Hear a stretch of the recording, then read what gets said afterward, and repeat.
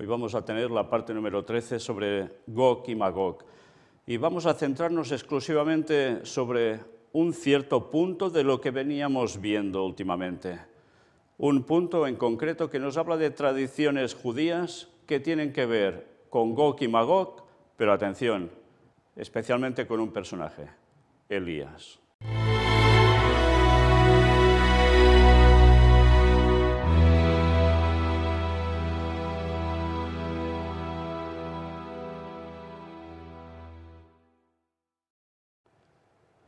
Nos vamos a centrar hoy directamente en el punto número 14. Va a ser lo único que hoy os vamos a mostrar. Fijaos el título del libro, La vida y los tiempos de Jesús el Mesías. En el apéndice, página 82.1, el escritor Alfredo Edersheim nos dice algo respecto a Gog y Magog, pero que tiene que ver directamente con Elías.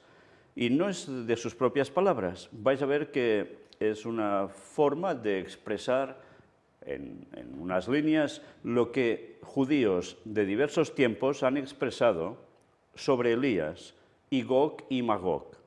Sí, no son sus propias palabras. Miremos a ver qué dicen sus respectivas tradiciones, tendencias, no sé, llamarle un poco como queráis, de los judíos respecto a este tema. Aquí lo tenéis, en el apéndice 8 se titula Tradiciones rabínicas acerca de Elías, el precursor del Mesías. Y el texto nos dice, para completar la evidencia presentada en el texto, en cuanto a la diferencia esencial entre la enseñanza de la antigua sinagoga sobre el precursor del Mesías y la historia y misión de Juan el Bautista, tal como se describe en el Nuevo Testamento, adjuntamos un completo, aunque condensado, relato de las tradiciones rabínicas anteriores sobre Elías, por tanto, escritos que ya tienen muchos años. Las opiniones difieren en cuanto al descenso y lugar de nacimiento de Elías. Según algunos, era de la tierra de Galaad, Bemit, y de la tribu de Gad, Tan, sobre Génesis 49:19, va citando los autores. Otros lo describen como un benjamita de Jerusalén, uno de los que se sentaban en el salón de las piedras labradas, Tan, sobre Éxodo 31:2, o bien como descendiente paterno de Gad y maternalmente de Benjamín. Sin embargo, una tercera opinión, y a la que aparentemente se atribuye más peso, lo representa como un levita y un sacerdote, no como el gran sumo sacerdote de los días mesiánicos. Esto se afirma expresamente en el Targum Pseudo de Juan sobre Éxodo 40:10, donde también parece implícito que él debía ungir al Mesías con el aceite sagrado, cuya composición estaba entre las cosas desconocidas en el segundo templo, pero que Elías restauraría, y esto lo dice Tanquías sobre Éxodo 23:20, y fijaos lo interesante de esto, decían que debía ungir al Mesías con el aceite sagrado. Lo que sí sabemos es que Juan Bautista hizo algo, y era el bautismo de Jesús, y el aceite ya sabéis que tenía la significación también del Espíritu Santo, y que desciende sobre Jesús en esos momentos del bautismo, que se manifiesta. Lo mismo, Bueno, pero claro, ellos no iban a encajar precisamente a Juan el Bautista con el papel de segundo Elías con Jesús, ni mucho menos, por supuesto. Otra curiosa tradición identifica a Elías con Finés, el Targum Pseudo Juan, sobre Éxodo 6:18. La misma expresión que en el Targum, Fineas, es decir, Elija o Elías, aparece en ese gran depósito de la tradición rabínica, en el Yalkut, de la manera acentuada en que se hace referencia al paralelismo entre el celo de Finés y el de Elías, y entre su obra de reconciliar a Dios e Israel y llevar a este último al arrepentimiento. Podemos deducir igualmente el origen de esta tradición y su significado más profundo. Por tanto, ya veis, se hacía una comparativa también entre Finés y Elías, con ese celo, Pero interesante, debía llevar al arrepentimiento. Y siguen diciéndonos, porque, como se explica completamente en el libro 2, capítulo 5, es uno de los principios expresados con frecuencia por la antigua sinagoga en su percepción más profunda de la unidad y la importancia del Antiguo Testamento, que los eventos milagrosos y las interposiciones divinas de la historia anterior de Israel serían recreados, solo que con una aplicación más amplia en los días mesiánicos. Si esta idea subyace en el paralelismo entre Finés y Elías, se desarrolla aún más plenamente en el que existe entre Elías y Moisés. Ahora seguro que a nuestro hermano Ángel esto le empieza a sonar de lo que él presentó. Al comparar el relato bíblico de estos dos mensajeros de Dios, nos sorprende la estrecha correspondencia entre los detalles de su historia. La sinagoga tiene cuidado de trazar esta analogía paso a paso, Yalkut. La liberación final de Israel de Egipto, así la liberación final de Elías, rompería para siempre el yugo de todo dominio extranjero. Sí, de dominio extranjero. La alusión aquí es a la parte que se esperaba que Elías tomara en las futuras guerras de Gog y Magog. Interesante, ¿eh? Lo cita Seder Olam. Futuras guerras de Gog y Magog. Fijaos, no estaban hablando de una cuestión del pasado, sino de algo que era futuro, que no se había producido. Y citaban precisamente en ese contexto a Elías. ¿Y qué se esperaba? De hecho, este paralelismo se lleva tan lejos que la tradición dice que cuando Moisés fue comisionado por Dios para ir a Faraón, suplicó que Dios debería enviar por él a quien él había designado para enviar para una liberación mucho mayor en los últimos días. Qué interesante, ¿eh? En los últimos días ¿de qué? Esperaban la era mesiánica. Pues para ese entonces esperaban que surgiera Elías. Qué cosas, ¿eh?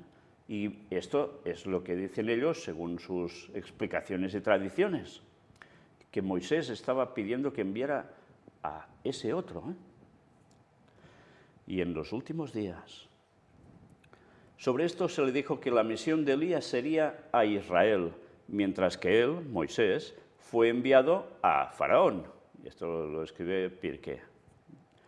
De manera similar, se afirma que la cueva desde la cual Moisés contempló la presencia divina que pasaba ante él, que aparece en Éxodo 33, 22, era la misma en la que Elías se encontraba en circunstancias similares. Y esto lo presenté hace ya un buen tiempo, ¿eh? Pues mira por dónde, resulta que ellos creían también esto. Qué interesante, ¿eh?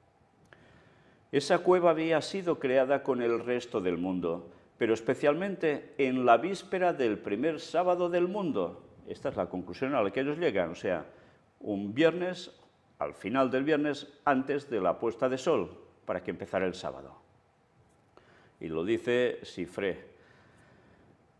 Teniendo en cuenta este paralelismo entre ellos, apenas nos sorprenderá la aparición de la expresión un tanto difícil que en los días del Mesías, Moisés y Elías se unirían como uno.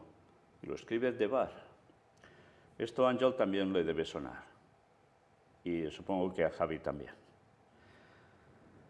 Se ha señalado en el texto que la actividad de Elías, desde el momento de su aparición en los días de Acab hasta su regreso como precursor del Mesías, está representada en la tradición judía como continua, y que está casi constantemente introducido en la escena, ya sea como en una conversación con algún rabino, o bien como ocupado en el bienestar de Israel y conectado con él. Qué interesante, ¿eh? Esto aparece en la tradición judía como continua. Así Elías relata en el cielo las obras del hombre, lo escribe Seder Olam, o bien escribe las observancias de los mandamientos por parte de los hombres, y luego el Mesías y Dios lo sellan. Esto es lo que dicen en la Midrash sobre Ruth 2.14. En general está siempre interesado en todo lo que concierne al estado actual de Israel o su liberación futura, escribe San. De hecho, está conectado con el rito iniciático de la alianza en reconocimiento de su celo, en la restauración de la circuncisión, cuando, según la tradición, había sido abrogada por las 10 tribus después de su separación de Judá. En consecuencia, Dios había declarado: Israel no hará el pacto de la circuncisión, pero tú lo verás, y los sabios decretaron que en la circuncisión se colocará un asiento de honor para el ángel del pacto. Y citan Malaquías 3:2, dice Pirqué. La tradición va más allá. No solo fue el único embajador en quien Dios había delegado sus 3 llaves especiales, del nacimiento, de la lluvia y de despertar a los muertos, aparece en Yalkut, sino que su obra fue casi divina. Y esto es en Tanj Bereshit 7. Fijaos que de todo ello se pueden ir extrayendo cosas, extrapolarlo, porque lo que ellos llegaban a aplicar en ciertos tiempos y a veces de modos bastante inexactos, sí que hay cosas que son rescatables y pueden tener una significación para el fin de los días.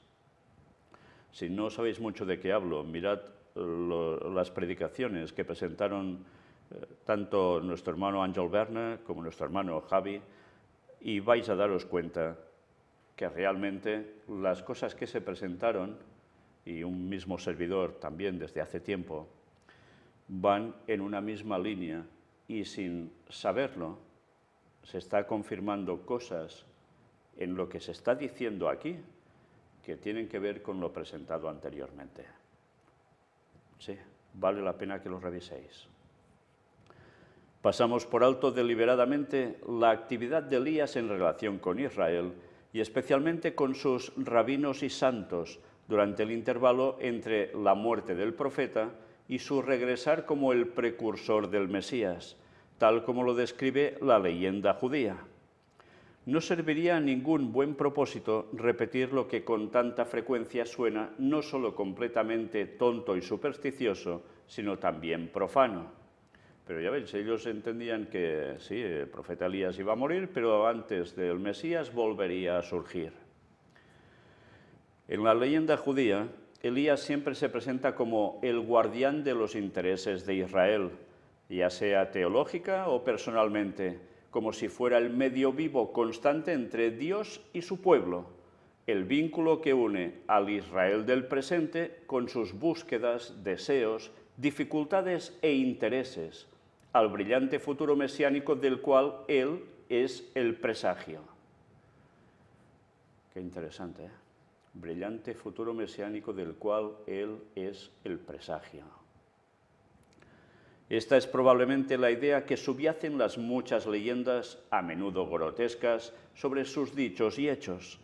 A veces se le representa como, en su celo bien intencionado, yendo tan lejos como para dar falso testimonio con el fin de liberar a los rabinos del peligro y la dificultad. Lo escribe Barak. Claro, es que se exceden, cuando llegan a ciertas conclusiones, ya veis. En general, siempre está dispuesto a instruir, consolar o curar, condescendiendo incluso en una enfermedad tan leve como el dolor de muelas, escribe Ber.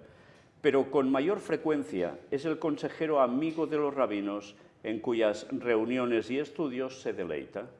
Por lo tanto, era un asistente frecuente en la academia de Rab, y su indiscreción al divulgar a sus amigos los secretos del cielo le había procurado una vez en el cielo el castigo de azotes de fuego. Esto lo escribe Baba. Interesante, ¿eh? Cómo llegan a darle tantas vueltas a la cuestión de Elías con Gog, Magog, que llegan a una serie de conclusiones que a veces son de un disparate absoluto. Aunque hay cosas que siempre, como digo, se pueden extraer para el fin de los tiempos sobre un personaje, sobre un Elías, antes del retorno de Cristo, no solo para Juan Bautista. Pero es inútil hacer más que indicar todo esto. Nuestro objeto es describir la actividad de Elías en relación con la venida del Mesías. Cuando finalmente llegara el tiempo de la redención de Israel, entonces Elías regresaría. Solo de 2 cosas estamos seguros en relación con él. Elías no vendrá ayer, es decir, se manifestará el mismo día que venga y no vendrá ni en vísperas de sábado ni de fiesta para no interrumpir el descanso festivo ni romper las leyes festivas. Esto lo escribe Erup. Ya sea que viniera un día o 3 días antes del Mesías, escribe Uer y Yalkut, dice más o menos a la mitad de lo que allí cita, su advenimiento sería cercano al de ese Mesías, escribe Yalkut. El relato de los 3 días entre el advenimiento de Elías y el Mesías peculiar es escrito también por Yalkut. Fijaos cómo hablan de entre 1 y 3 días antes. Comentando sobre Isaías 52:7, se explica que en el primero de esos 3 días, Elías estaría de pie sobre los montes de Israel, lamentando la desolación de la tierra, y su voz se oía de un extremo al otro del mundo, después de que él proclamaría: la paz viene al mundo, la paz viene al mundo. De manera similar, en el segundo día proclamaría: bien viene al mundo, el bien viene al mundo. Por último, en el tercer día, de la misma manera que los 2 días anteriores, haría la proclamación: Yeshua, la salvación, viene al mundo. Yeshua, salvación, viene al mundo, lo cual, para marcar la diferencia entre Israel y los gentiles, se explicaría mejor con esta adición, diciendo a Sión: tu rey viene.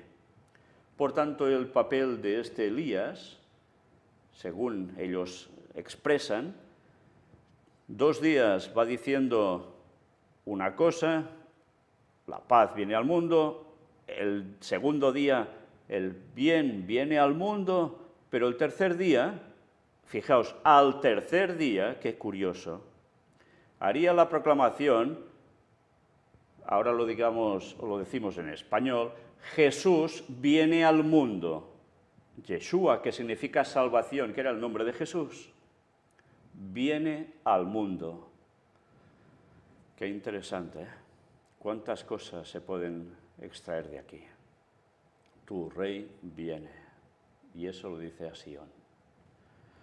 El periodo del advenimiento de Elías sería, según una opinión de Pirkei, un tiempo de arrepentimiento genuino por parte de Israel, aunque no se dice que este cambio sería provocado por su ministerio.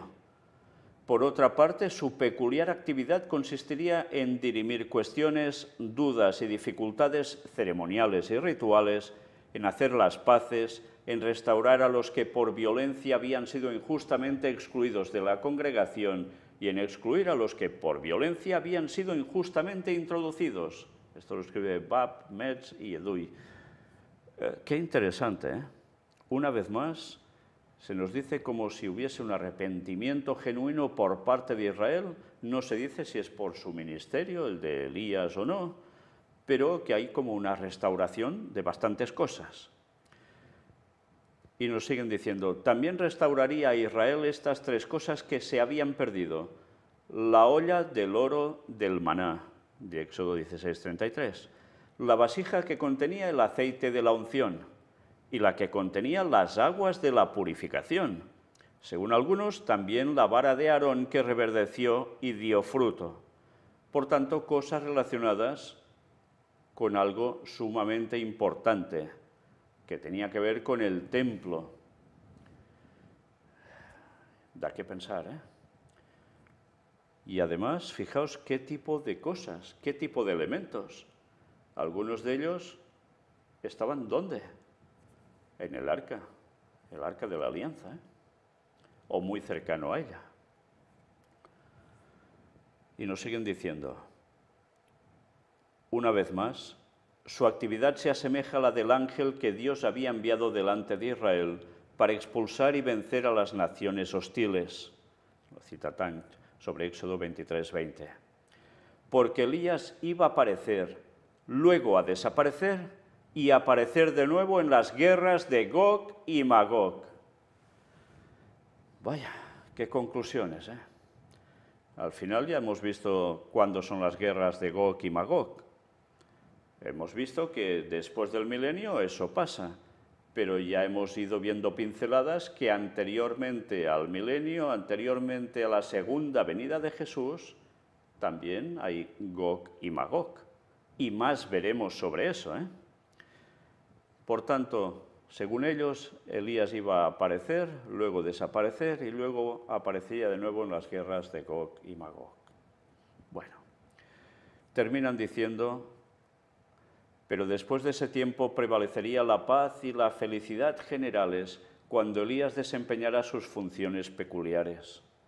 Finalmente, al ministerio de Elías, algunos también atribuyeron el oficio de resucitar a los muertos. Lo escribe Sota. Tal es un resumen de la antigua tradición judía acerca de Elías como el precursor del Mesías.